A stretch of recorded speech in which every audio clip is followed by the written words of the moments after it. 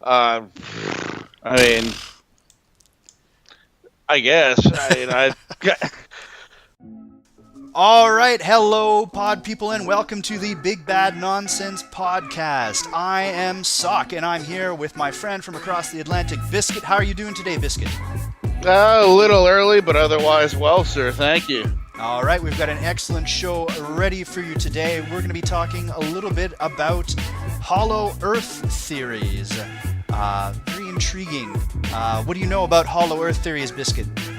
Not as well. I'm not sure if not as much as I should is even the right answer here because I don't know how much time I should invest into it. But I'm aware of it, and there's a couple of flaws. Yeah, those being? It doesn't work in any medium whatsoever, but I'm sure you'll get into that in much more depth for us going in.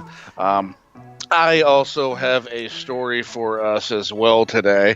It is going to be one that in the sports world is pretty infamous over on this side of the pond. The famous 10-cent beer night may not be as well known to you, but we'll tap on that as well. So a little bit of something for everybody, providing they're not a minor today.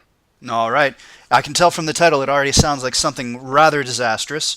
But hey, let's just jump right into what we're going to talk about today. So this story I think is particularly interesting because it starts off with an American doctor from New York influencing Nazi science programs. Okay. That's a strange jump right off from the start, I think, right? To start with an American doctor and then end with a Nazi science program. I mean... if I were back when this was going on, I would have some loyalty questions, yeah. Well, the thing is that the person in question, who started this whole theory, he died long before the Nazis existed. So, as a state of loyalty, it doesn't really feed into it as much as just him being an influence, really, which is, bizarre enough if you think about it. Still a dick. So, have you ever heard of Cyrus Teed? I have heard the name. I wouldn't be able to pinpoint it to anything specific.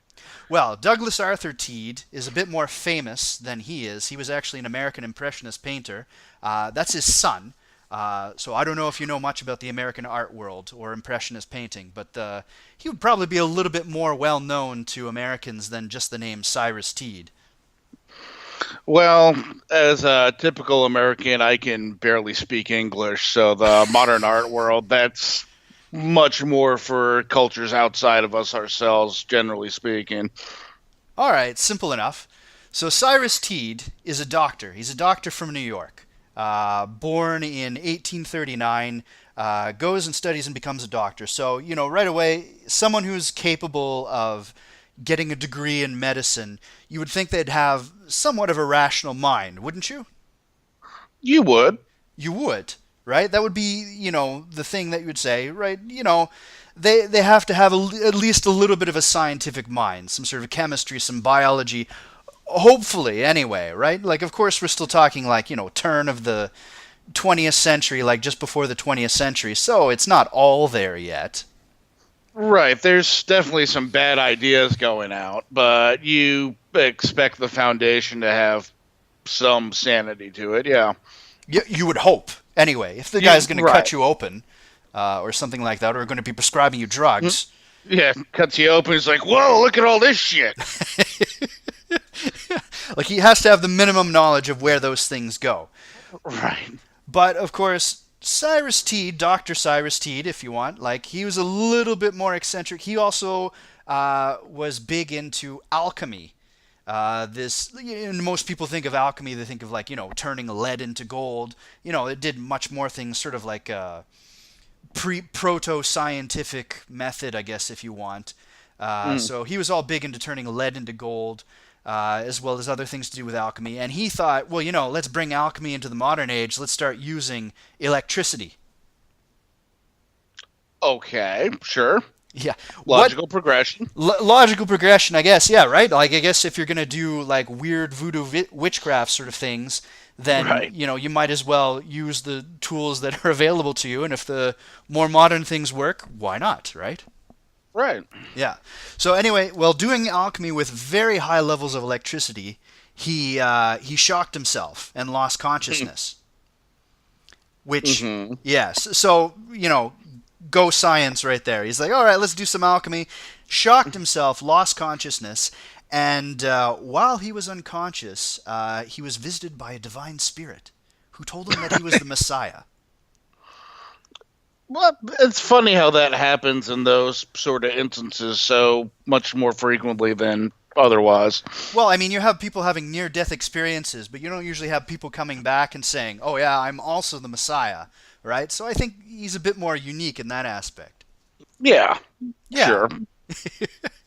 So he is inspired, right? Being told he's inspired now, he has to use his science to redeem humanity. Those are his exact words. He says, now we have to take science to the world, redeem humanity. And he changes his name to Koresh. It's okay, guys. Jesus told me. Right? Koresh being the Hebrew word for Cyrus. Okay. No relation to David Sure. Koresh. No relation to David Koresh. I'm going to start calling Miley Cyrus Miley Koresh now. No, I'm not going to do that. No, don't bother with that. Anyway, so one of his big revelations is that the world is hollow. But not in the typical sense, right? Because the whole hollow earth theory is kind of old at this point. Like, there are people who believe that the earth was hollow and we just live on, like, the shell, and that there's holes and you can get inside the earth and, like, there's aliens in there, or boogeyman of different kinds, and there's a hole at either of the poles and all this stuff. He doesn't go with that. His idea is called cellular cosmogony. I don't. How do you pronounce this? Cosmogony. Sell shit. Cell shit, right? So basically, Yeah. that the Earth is hollow, but that we all live on the inside of it, and that the entirety of the What a universe. twist. Yeah, sorry. What a twist. Yes, exactly. Right? So we all live on the inside, and the universe is essentially contained inside a big balloon. We're all in this big balloon, and we're walking around on the inside of a balloon. That's the easiest way to picture it. Okay. Sure. Sure. Yeah, like I don't really have a better explanation than that, right? The Earth is a big balloon. We're walking around on the inside, and all the air holding the balloon open is like the stars and the heavens and the sun and whatever. Don't let that star get too close to the balloon. Shit! No, of course. Of course, so he starts this whole religious movement called Koreshanity, named after himself, the new Messiah. Of course. Of course. Combining elements of reincarnation, immortality, collectivism, alchemy, and all this other stuff. And they do a lot of different things, but this is their main belief, right? That the Earth is hollow, we're on the inside. I think they said something that the sun is an electromagnetic engine flying around, and that the stars are just reflecting discs that are out there. Like, it starts to get really complicated really quickly. Well, that's probably how he got the followers. He's just like, well, why don't you go disprove me then? Well, yeah. They claim to have done several experiments that proved their theory, although reading about it, it didn't really make any sense, and they just sort of said, yeah, we had this device that, measured it, but as far as I can tell, the device just doesn't make any sense. I don't know what it is, really. Sure. That's as concrete as I need to follow this guy. Well, yeah, I mean, like, you're sold, right? It's like you Yeah. hear this, and, like, of course, like, let's go, right? Let's Yeah. let's sign up. Let's go and be part of his new Jerusalem. Here's a blank check, sir. You write whatever number you feel you need. But see, they weren't about checks either, right? Because they were a collective society. Everyone right. just earned money, and they just put all their money into, like, one big pot, and, like, no one really had any money. They sort of lived in sort of a communist commune down in Florida. So he moves from New York to Florida and starts a little like sort of collectivized commune. Nobody makes a salary. Everyone just works for the community. Of course, how silly of me. Yeah, how silly of you. Yes, like this is not motivated by money at all. No, no. Mm, But you totally on the level. totally on the level. Absolutely. I would love to go and live in this community. Wouldn't you? You first. Okay. I'll take that lead. It actually still exists, right? I guess like after Koresh's death, they his followers carried on for a bit. Well, once all his followers died, the last follower, who I guess was like sort of the owner of the commune, deeded it to Florida, and now it's like a historical site. So even if he didn't work his way into the science books, he sure worked his way into history. Huh. I don't get any more on that one. Okay, but the question I bet you're asking right now is, how did this influence Nazi experiments? Well, I mean, that's the first question I have with pretty much anything. Really? You must lead a very unusual life. It's like, I don't understand this thing. How does it influence Nazi science? Yeah. Bananas on sale, but what does this have to do with Hitler? That's a, how are you living? It's very exhausting. I can imagine. I can imagine. Okay, well, it all starts with a World War One aircraft pilot named Peter Bender. Peter Bender is shot down, put in a prisoner of war camp. While there, he comes across a bunch of American magazines, and he has nothing better to do. I mean, he's a prisoner of war, right? He's a prisoner. So he starts to read all of these American magazines. And one of the magazines that was in this like random pile that they had to take part of is called Flaming Sword, which is put out by the Koreshans. And in it, they explain their whole hollow Earth theory. And Peter Bender thinks it's a great idea. He picks up on it. I mean, who wouldn't? No, I mean, how has this eluded me so long? Exactly, right? It's like you'd think it would be common logic. Like we could just, walk outside and say, hey, we're living inside a giant balloon. But I guess for Peter Bender, it took like that extra kick to read this magazine. What a dumbass.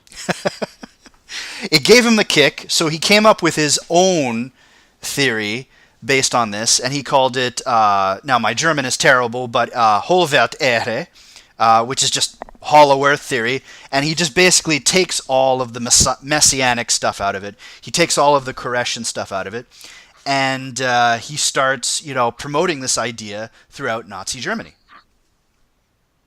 Okay, and they're prone to very logical ideas at the time, so should go well. Well, absolutely. I mean, like when you get rid of all your Jewish scientists because they're too Jewish, then whoever's left must be perfectly logical. Yeah, can't trust them. Oh, this guy thinks you live in a balloon. Come on in here, son. Well, he ended up with a lot of followers, and I guess he got enough political will that he said, let's test these theories. And the first thing they said is, let's test it with a rocket. Right, because you want to go right to ballistics with this kind of shit. Yeah, I know, exactly, right? It's like if you're capable of building a rocket, you're already doing quite a bit of science there. Just do a bit more and you can probably get some better answers. But Yeah, go ahead. So anyway, the whole idea is that, of course, since we're inside a big round balloon, if you launch a rocket straight up and it just keeps going straight for long enough, it's going to smack into the other side of the Earth. I mean, I guess in the scheme of what we're going with is true, that makes perfect sense. Well, I mean, it certainly seems logical, right? It's like Yeah. you're inside a dome. It's concave. then so anything going straight up for long enough, it will smack right into the other side of the Earth. Absolutely. In that scientific framework, it works, right? Yes. And they were all for going and testing this, right? I mean, you might as well. I mean, flat earthers believe that the Antarctic is a wall of ice, but you don't see them trying to climb over it. So If I could jump in real quick on them just for a moment. Mm-hmm. If you're so sick of everybody telling you you're idiots and you're wrong, you know how you could prove that you're right? Go walk to the end of the fucking earth and take a fucking selfie. How come nobody's done it? Good question, right? Well, they have claims that, what is it? NATO or the United Nations has patrol boats that shoot anyone who tries to do that. That's where they get you. Because of all the things NATO has to worry about, one of them is policing the Antarctic ice wall. Yeah. You cannot find out that this is a big Truman Show. But actually, there has been a guy who's recently built rockets, and he's launching them to prove flat Earth. Isn't there? I read about this in the news recently. There was a guy a few months ago that I don't remember if it's related or not, but it sounds dumb enough that he attached himself to a rocket and shot himself to prove that landing on a rocket hurts. I don't remember, but that's the closest thing that I can recall. It sounds about on point for the mindset. All right, well, at least, some experimentation is going on. I mean, you got to follow the scientific method at some point if you're going to convince people. Yeah, there's something to be admired in that. Anyway, I didn't mean to go off on a tangent there, but I just had to throw that in. All right, well, no, it makes sense, right? So Peter Bender, right, he's like, look, let's prove it. Let's launch a rocket straight up, and it's going to impact the other side of the Earth. And, then that'll prove it. How well do you think this went? I'm assuming that at one point or another that rocket came back. Back to Earth? Well, I don't think that it went through the top of it. So, yeah, you would be right.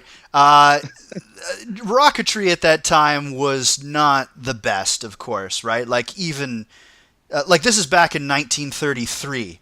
So Hitler's just sort of taken over, the Nazis are now in power, and they can fund whatever programs they want. They say, okay, let's launch this rocket. Let's see if it impacts. It went what are the number here? Maybe 100 meters or something like that, a few hundred meters, and crashed. It didn't work, basically. So not all the way across the world, Pat. No, it barely left the launch pad. I guess it just sort of did one of those jump and fall sort of things. But you can't really blame them because it is the early age of rocketry. Even by the end of the Second World War, they hadn't mastered it. They were shooting rockets at Britain that didn't really do much except get shot down or land in a field. The NATO boats, keep intercepting them. NATO bots, of course, right? They're everywhere. They protect the ice wall and they stop German rocketry. You can't have the rocket landing on the other side of the Earth. Here's the thing that's really baffling me, though, right? So they're launching a rocket.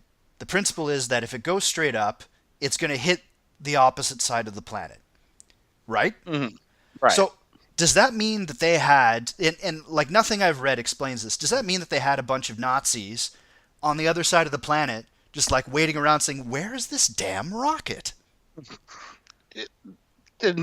Yeah, and if you don't hear from them for a while, then it worked, or... I guess. But why are we not blowing up? I mean, you have to have someone confirm the impact, right? If the rocket goes straight up and there's nobody on the other side of the planet to confirm it, then what's the point? You don't have something very conclusive, no. So I suppose that's that, or they were just waiting for some country on the other side of the world to send them a message what the fuck? Well, that's the thing, right? I was curious about this, so I actually went and looked up one of these antipodes maps there, where they tell you what's like on the opposite side of the world from you, and like it doesn't say where they launched the rocket from. I'm assuming somewhere in Germany, and if you go to the opposite side of the map, you're essentially in the middle of the ocean, off of New Zealand, right? Like it's like there's nothing there. So like they'd have to have like Nazis floating around in boats, like, looking for this rocket. Yeah, like boats that are shaped like little dart targets. It's like we scored a hit. There we go. Yeah. It's like, and even that, right? You'd have to expect that they knew rockets weren't accurate then, or weren't very accurate at least, right? So they must have said, okay, we have to have like a general area covered. Yeah, they're not that pinpoint now. Yeah, well, yeah, exactly, right? It's like there's a big general area it could have fallen into. It's like if it seems like a huge waste of time for all the people involved, but it doesn't explain, how they were going to verify that this rocket hit. Maybe they just wanted to see if the rocket would fly at all, and it didn't. So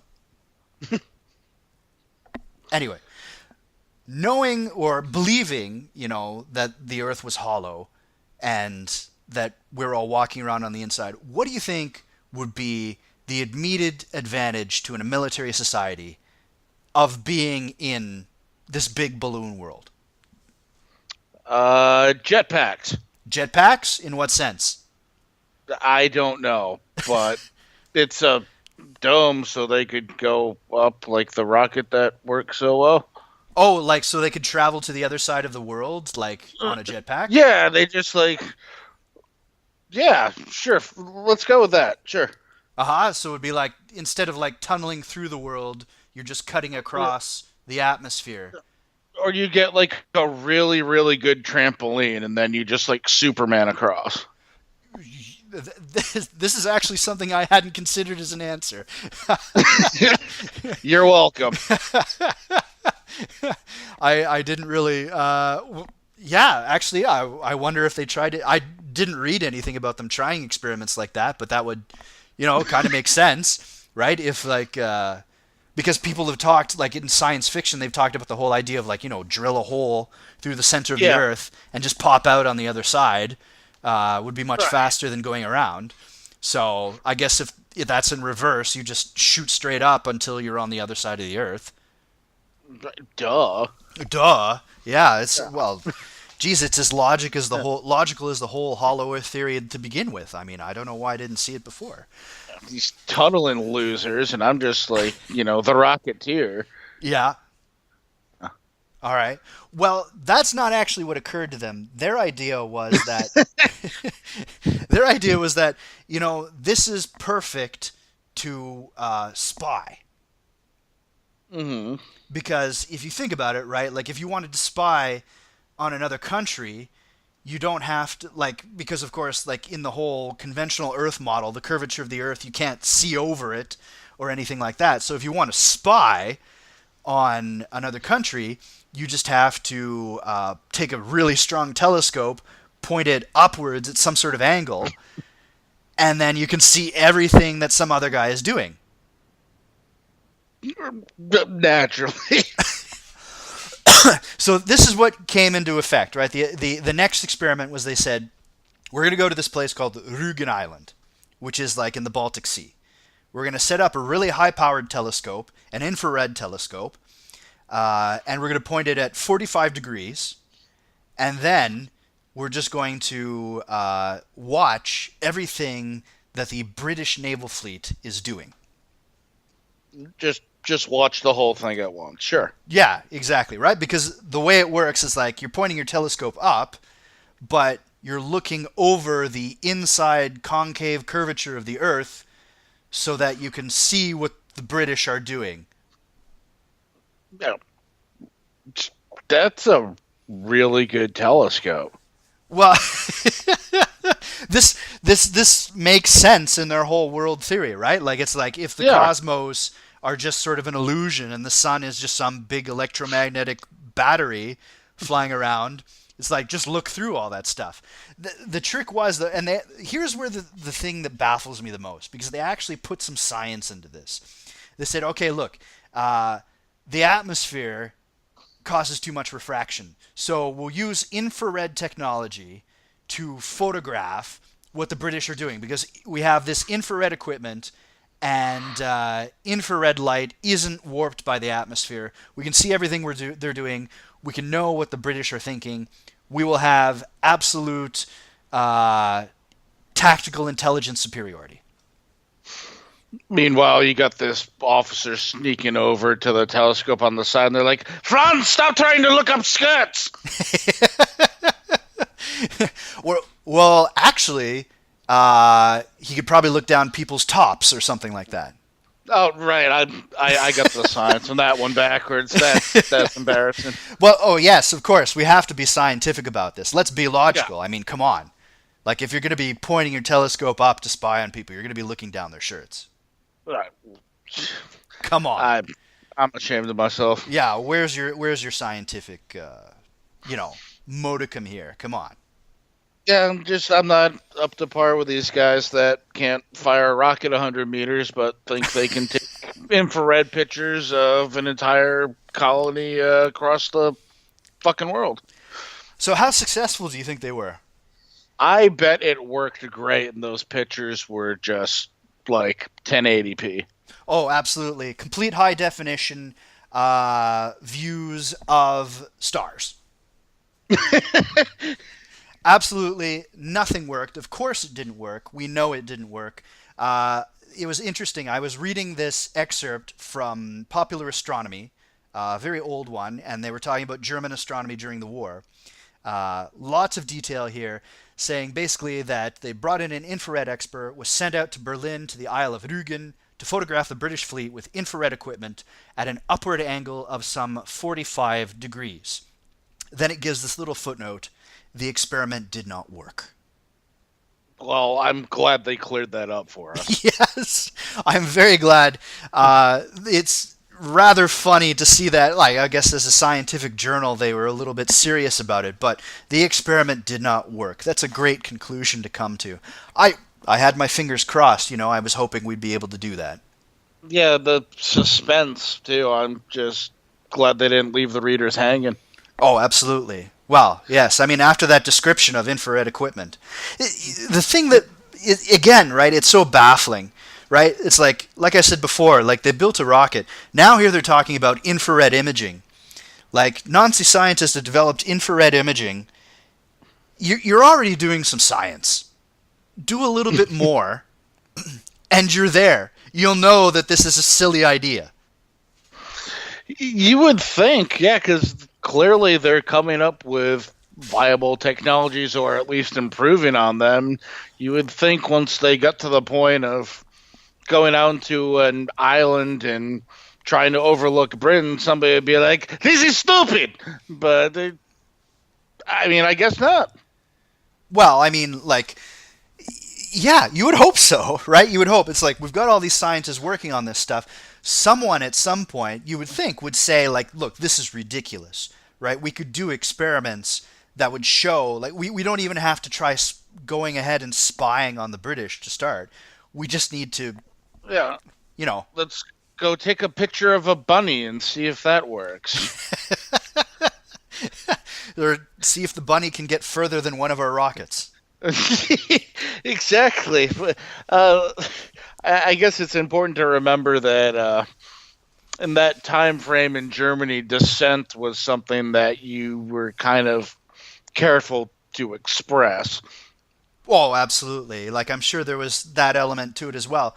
But at the same time, I mean, you've got this Peter Bender who's putting forward a very fringe sort of theory and getting, like, a lot of impetus behind it to get people to just sort of do experiments on it. It's a strange contradiction in a way.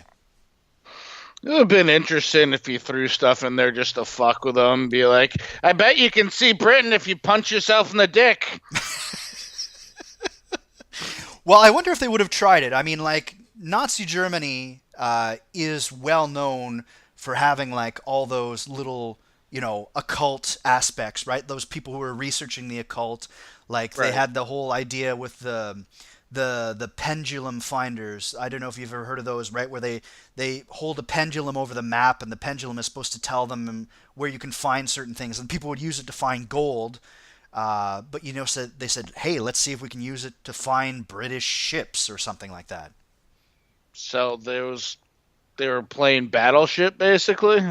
In a way, yeah, right. But like with these occult things, like the same way like people would use, you know, pendulums as like water diviners to find water or gold or something like that. They said, can you use it to find the enemy, right? Can you use it to spy, basically? And like apparently Hitler had a lot of literature on the occult, on the esoteric, on the weird, on the strange. How much he believed in it, who knows? But like he certainly read about it a lot. And like this is just one of those other things, I guess, that snuck its way in. Very interesting people, and that is not a compliment.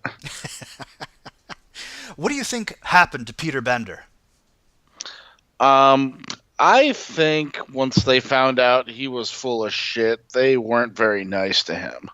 They weren't, indeed, right? It's like after the whole Rügen Island experiment, where they tried to spy on the British, he was sent off to a concentration camp, along with his wife and several of his followers.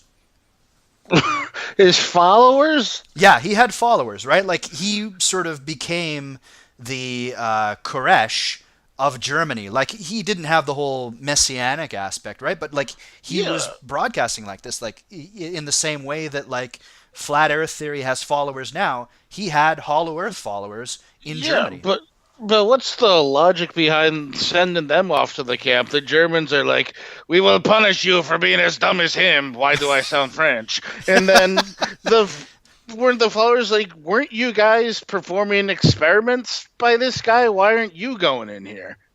Who knows, right? Like I Yeah. can't. I like if you want me to try and analyze the logic of the Third Reich. Well, Yeah. I can try. Plenty of people have given that one a go. Yeah.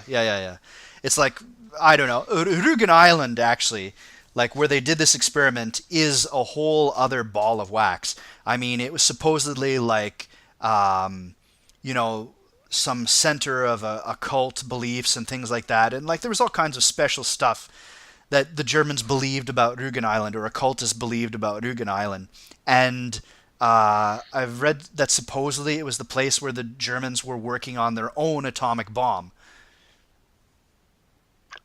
Okay. Yeah, Sure. a lot of this is like conjecture and like, you know, internet conspiracy theory stuff. Like maybe something for another episode if we ever do one. Judging by how their last rocket went, I think for their sake it's good they never tried to mess with an atomic bomb. Yeah. I mean, at least that one you're loaded into a plane in theory, not trying to shoot off the ground, but still. Well, yeah, and I think they'd need more than a few hundred meters of safety distance. That's what I've been told, yes. Definitely. So, what have we learned from this? I think my big takeaway here is that I need to go build a really sweet ass trampoline and get my ass over to Britain. Would that work, though? You'd have to put that trampoline on a pretty extreme angle.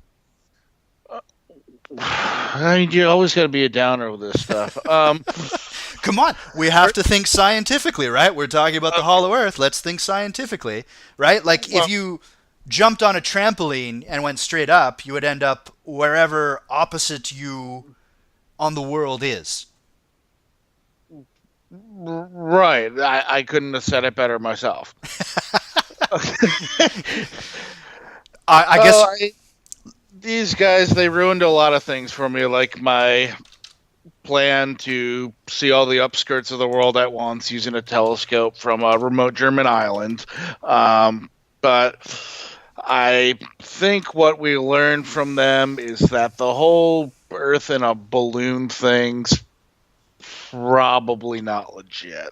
Yeah, I would agree with you there. And if you're gonna fuck up science stuff, don't do it in Nazi Germany. You might end up in a concentration camp, most I definitely. mean, yeah, there's not a lot of things I would recommend doing in Nazi Germany to expand on that, but science seems like a real swing and a miss. So, Sock, I know it's not the great pastime over where you are, but how familiar are you with the game of baseball? I actually love baseball. I used to watch it a lot. I used to be a big Blue Jays fan. And then the strike happened, Yeah. and you and everybody else pieced out pretty much. I wouldn't Okay. say that. I mean, like, there's not really much opportunity over here in Europe to follow baseball. Like, sometimes they put it on the sports channels, but, like, it's not something I really have time for anymore. Right. Well, that's one of its issues over here is that Hmm. nobody has time for it anymore because all the games are about 5 hours at this point. Hmm. Um, Back in the day before everything had a sponsorship or a commercial or whatever, that was not the case. I'd like to talk about something back around that era, the infamous here, unknown to you, I assume, 10-cent baseball night. 10-cent baseball night. So, what is it, like 10 cents for a ticket? 10-cent beer night was what I meant to say. Should we Oh, start 10-cent over? beer night. Oh, I don't know. Okay, well, actually, that sounds like it would be a good promotion, though. Like, say, hey, Yeah, one night only, yeah, 10 cents a ticket. yeah. Or bring a dime, get a ball. Yeah, I don't there know. we go. But 10 cents for beer 10-cent beer night, yes. sounds like a recipe for disaster. Yeah, leading up to it, May 29th, 1974, the Texas Rangers, and the Cleveland Indians played a game in Texas, finishing up a series. The Rangers won 3-0. Bit of a chippy game. The most noteworthy part of it came in the eighth inning when Ranger player Lenny Randall was thrown behind while he was at bat. His response to that was he laid down a bunt for the pitcher for them to come field it. Hmm. And so when the pitcher ran forward to field it, Randall ran up and punched him in the face. So he's bunting the ball so that the pitcher will run in to field it, and then he runs up and punches the pitcher. Yeah, the pitcher initially, a couple pitches before that, he threw behind him, which is a pretty obvious intent that he was trying to hit him with it, Trying which to beat him, pissed, basically. yes. So that pissed Randall off, so he put a bunt down in an area where the pitcher's supposed to be the one to get it, and then when he came and got it, Randall clocked him in the jaw. So that's where we start. Okay, baseball's not normally a sport I associate with this kind of violence. And usually not, particularly in that sense where they're kind of baiting them into it. Hmm. Uh, Hmm. I remember one of my favorite pitchers years ago, and this was a spring training game, so the game didn't even matter. Uh, Guy hit a home run off of him and was kind of pimping it around the bases. And while he's coming around third, the pitcher just ran over and just uppercutted him while he was running home. And again, that was a spring training game, so it didn't even matter. Right. As for this, this led to a bench clearing brawl, of course, with Rangers fans throwing beer, food, whatever else they had on hand Hmm. into the crowd, into the brawl, trying to hit the Indians players. Indians at the time pretty much sucked. They were not drawing a lot of fans. They weren't a good team. The Rangers were going to Cleveland for a series in about a week. Ranger manager Billy Martin was asked if he expected retaliation in Cleveland, and he said no, citing that there won't be enough fans there.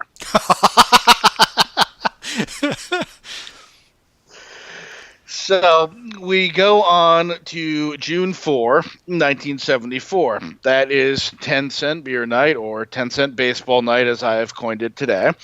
So I'm not sure, but like, how much would that be considering inflation? Because Uh, 10 cents is pretty cheap. Like, do we know what it right. would be in modern terms? This is 1973, you said, right? Right. What I can give you that I didn't pick up, but I did have typical prices at the time. Mm-hmm. Back then, typically a beer at the game would cost you 65 cents. So you're basically getting a six pack and a couple cents back for what you were normally. Boy, fuck that sentence up. But they used to be 65 cents, and they were 10 cents this time. All right, so basically, like, let's say 1/6 of the price. I think the last Yeah. time I bought a beer at a baseball game was like 2014, in my last trip to Toronto, and I think I paid like $10 for a beer. That sounds about right. If you go to like Fenway, one of the parks like that, you're looking at probably around 12, somewhere around there. Mm-hmm. So that's kind of the discrepancy there. But yeah, we're looking at about 1/6 the price for 1/6 this the night price. at the time. So we could say maybe like, oh, I don't know, $1.75 or something like that. I'm not a math guy. Whatever. It's cheap. It's clearly cheap. Yeah, yeah, and to give an idea of where priorities were at the time, that beer was 65 cents, a ticket was 50. Mm-hmm. Mm-hmm. So that's where that was at. Yeah. So we're at June 4, 1974. This is, again, the first game was May 29th, so not a lot of separation here. Mm-hmm. We got two teams that just had that pretty ugly brawl, two fan bases that don't like each other, and a manager that was just talking shit about the home crowd, saying that they're not going to show up. So obviously, fuck it, let's give everybody a bunch of cheap beer. What could go wrong? Mm-hmm. There was one of the bigger sports radio guys in Cleveland at the time that was the whole week leading up to it, since Martin said that, calling for vengeance and asking people to show up as well. So everything's lining up for a very fun, family-friendly night. Oh, sounds like it. Yeah. Hopefully going to get this name right. Anthony Castrovins of MLB.com wrote a couple years ago that the game about to occur was only one of 5 forfeits since 1954, but the only one known to include nudists exploding firecrackers, literal stolen bases, and an organist playing Take Me Out to the Ball Game while there was a riot going on. Okay, sounds like quite a party already. Yes, and there was never a dull moment here. The 10 cents, you could get up to 6 beers at a time. That was the limit that they would let you buy at once. Mm-hmm. But there weren't like drink tickets or anything like that. So that wasn't all you could get for the night. That was just all that you could hold at one time. So you went to the concession stand and like you would buy 6 beers at once, but you could come back 5 minutes later and buy 6 more. Yeah, you could walk over to the trash can that's 10 feet away and just guzzle them, get back in line. Mm-hmm. They're like, were you just here? And just like, no. Mm-hmm. They'll give you 6 more. Okay. So these people were pretty much bombed before the game started. Well, you could be trashed out of your tree for $2.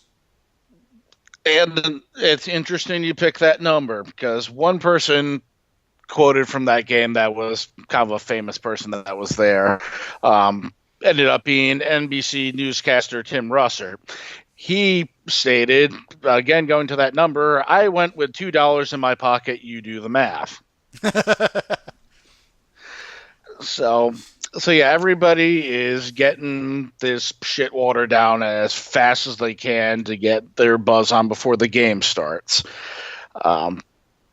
They're understaffed for this because they didn't anticipate the turnout for God knows what reason. Mm-hmm, but by the 3rd inning, there was one beer truck being run by 2 young ladies that a group decided wasn't dispensing beer quickly enough. So they threw a table at it. Okay. Mm-hmm. So the girls, who I would imagine were making the minimum wage equivalent at the time, looked at a bunch of drunks throwing the table at them, said, fuck this shit, and they left, not bothering to secure the truck when they did so. Mm-hmm. So patrons filled empty beer cups, whatever containers they could find in the truck, whatever. They helped themselves, just started pounding that thing till it was dry. Some decide to take one of the taps and just break the end off of it and take turns holding their faces under it and just letting it pour into their mouths. Mm-hmm.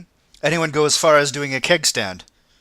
I would imagine that somebody must have tried. I mean, they were legit like taking cardboard boxes and like filling them with beer and dumping them down their throats, which if that's a good enough receptacle for you, then you're not really looking to savor it. So in the fourth inning, the next inning, Tom Grieve for the Rangers, he hit a home run and was rounding the bases as one does when they hit a home run, just doing his little trot, when a naked fan came flying into second base behind him and slid into it to steal it. Mm-hmm. In the fifth inning, a father and son duo rushed the field and decided to moon the entire crowd. Now, the thing is, from the baseball games I've seen, incidents like this aren't uncommon, though, right? For someone to go streaking on the field or to slide into one of the bases. For it to happen at a game's not unheard of. For it to be happening like twice an inning is kind of a different animal. I can imagine. Yeah, there's also some other ones in here. There was a woman that came down and asked the home plate umpire for a kiss, to which he politely declined. Okay. In the outfield, there were guys jumping over the fence on and off all the time into the outfield, and they were just going up to the Ranger outfielders and shaking their hands and then like going back to their seats. Mm-hmm. So like, there wasn't a dull moment here. It really didn't completely go to shit until the ninth inning, surprisingly. You would think with all those people jumping on the field, though, that they might say, hey, let's get the security into better sorts. You would think they were understaffed, it seems, just because typically you have enough guys there to handle some drunk asshole every now and then. You're going to have a few of them, but it's just kind of hard to anticipate a constant wave of drunks jumping over the fence like fucking Dead Rising or something. Mm-hmm. So, I'm surprised that it got to the ninth without them calling the game for that reason. Mm-hmm. But it did, and that's when everything really went to hell. Fan jumped the fence, as they've been doing the whole game, but this guy went a little differently. He went after Rangers outfielder Jeff Burroughs. When asked about it later, he's been interviewed by ESPN several times, as recently as a couple years ago. He got asked about why he did it later and explained, I wanted his hat. Of all the things, I just wanted his hat. It's like, it looked nice. I said I wanted it. Yep, that was his motivation. And he was successful in getting it. But he then dropped it because he was hammered. As he reached down for it, Burroughs gave him a good old kick in the gut. Mm-hmm. And he himself stumbled in the act. This is where it all goes to hell. Shitface Indians fans see a Texas Ranger player kicking one of their fellow drunks in the stands, whereas the Rangers dugout, which is obviously far away from the outfield, they see their star outfielder falling down, so they assume that he was attacked as well and didn't just slip or hit a banana peel or whatever the hell happened. Mm-hmm. Mm-hmm. So manager Billy Martin, he sees a bunch of Indians fans start rushing the field and starting to corner his outfielder, and he's like, my dude gonna die. So he grabs a bat and instructs all his players on the bench to do the same. And so out come all the Rangers players from the dugout, all wielding baseball bats. Oh boy. One player would describe later that when Martin came back, his was snapped in half. So they're running out there. The Indians crowd, they see A bunch of guys with baseball bats going after their boys. So more of them jump on the field. The announcer says, "Here comes another bunch of morons." At this point during the brawl, the organist, I guess they're feeling left out, but they decide to start playing "Take Me Out to the Ball Game." Maybe it was their faint hope that everyone would just sit back and sing instead of rioting. Yeah, they all just look around and then just lock arms and start swaying back and forth. Mm-hmm. The home plate umpire at this point, after getting drilled in the head with a chair and realizing all the bases had been stolen anyway, ended the game in a forfeit. Mm-hmm. The Indians players initially went out there to try to help the Rangers players and get them back to their dugout without getting killed by these fans. By the end of it, they were fighting for their own lives as well because the fans were so shithouse. They were just swinging at whatever was in front of them. They didn't care if it was their own team or not. They eventually get a barricade and manage to kind of wall the Rangers down their tunnel and out the back of the stadium and escape. Mm-hmm. Lucky for them. Manager Martin, he stated it was the closest he's ever seen to somebody getting killed in his 25 years of baseball. I hope no one was killed. No, there actually was only a couple of arrests because I guess it was just so many people there. Like, I don't feel like doing this. But there was only like a dozen arrests or so. And you got to figure if you're one of the guys that gets arrested and these thousands of people doing this, you got to be looking at the cop like, come on. Yeah. Sure. But in any event, the Rangers have been successfully escorted out. There's still about 20 teenagers or so that are on top of the Rangers dugout screaming for them to come out. When a reporter asks them, "What the hell are you doing?" They tell him, and he's like, "The Rangers are gone, dude." And so they beat the shit out of him. So many logical things. Yeah. It's like the sequence of logical events. It's like first you tell me about like the women who aren't serving beer fast enough, so a table is thrown at them. It's like, yo, of course. You know, whenever I get bad service, I immediately resort to throwing furniture. Yeah, that's how you get somebody on your side. You throw a table at them. Yeah, and now it's like, hey, we want to harass the baseball team. They're gone. Well, then let's beat the crap out of you. Yeah, whatever's in front of me was kind of the MO of the night at that point. Mm-hmm. And Rangers first baseman Mike Hargrove said he had a minimum of 15 to 20 pounds of hot dogs thrown at him that night. But he didn't realize it was about, 15 to 20 pounds of hot dogs. Uh-huh. And said he didn't realize it was about to get serious until somebody threw an empty gallon jug of Thunderbird at him. What's Thunderbird? I don't know what equivalent you would have over there. You certainly have some kind, like the bottom shelf shit tier wine that like street alcoholics buy just to get hammered. Oh, okay. So basically like rot gut wine. Yeah, just the bottom shelf garbage that you're doing bang for buck. Okay. And so somebody threw an empty gallon jug of it at him, and that's when he was like, I think some shit's about to go down. Mm-hmm. So the wreckage from this, like, people are just snapping chairs and throwing them. So the stadium, all the chairs are fucked up. And Cleveland, they realized the error of their ways after this promotion, and they did not have another 10-cent beer night. Until 1 month later. They had another one? 1 month later, yes. Okay. Security was heavily fortified. And get this concept, drink tickets were handed out. So they did learn something. Yes, as opposed to expecting a bunch of drunks to use the honor system, and when you ask them if they've already had 12, they're just like, no. They actually use tickets, which is how you're supposed to do this sort of thing. That promotion was actually successful. Imagine that.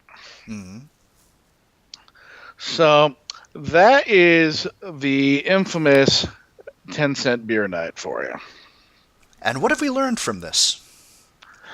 Don't give people alcohol for free in unlimited quantities and expect them to behave. That should be a lesson they already knew the answer to. You would think. Like, I've seen the way people react to baseball games. I've seen people go into a frenzy just to catch the foul balls. Like, they will climb and clamber over each other over a ball that's been hit astray. And I'm only imagining how those people would react if you filled them up with unlimited amounts of alcohol. Right. Do I need to describe any more? I don't think so. No, you got to keep in mind, pre-gaming is a thing. A lot of these people have been drinking before the game started. So you got them half lit coming in, and then you're giving them at a baseball game alcohol for cheaper than they could go get it at the store, I would imagine, or at least equivalent at the time. I wouldn't want to be the person the next day who would have to clean that up. Not because of like the destroyed seats and everything, but I'm just imagining the amount of vomit that would be around. Yeah, I wouldn't want to go near those stalls for any amount of money. Well, assuming they even made it there. Well, it might not have even been a matter of if they could or not, just kind of a desire thing. Where, yeah, probably a lot of feces and vomit, I would think. Ooh, let's stop there. Yeah, on that uplifting note. Did they ever have another incident similar to that one? Not that I'm aware of. I mean, there have been a handful of really heavily discounted beer nights around that time period. That actually wasn't the cheapest one. There have been some 5-cent nights as well, but again, tickets. Keeping track of it a little bit. Yeah. That seems to be our key here, because when you go up and you grab 6, of course it's reasonable to expect that you're going to think to yourself, I'm not going to need more than this. But once you've smashed 4 of them and you're looking down like, oh shit, I only have 2 left, I better get in line. And it just was not calculated for well. It's something that Cleveland being Cleveland isn't really a black mark on them at this point. It's kind of something that they wear as a symbol of pride. Okay. It's not. Yeah. If you're going to be proud of something, why not that? I guess. You will see at games there to this day people wearing 10-cent beer night shirts just for giggles. Well. Yeah. I guess if you're going to be proud of something, choose something from history. That's one way to put it. So that is about what I have for you today.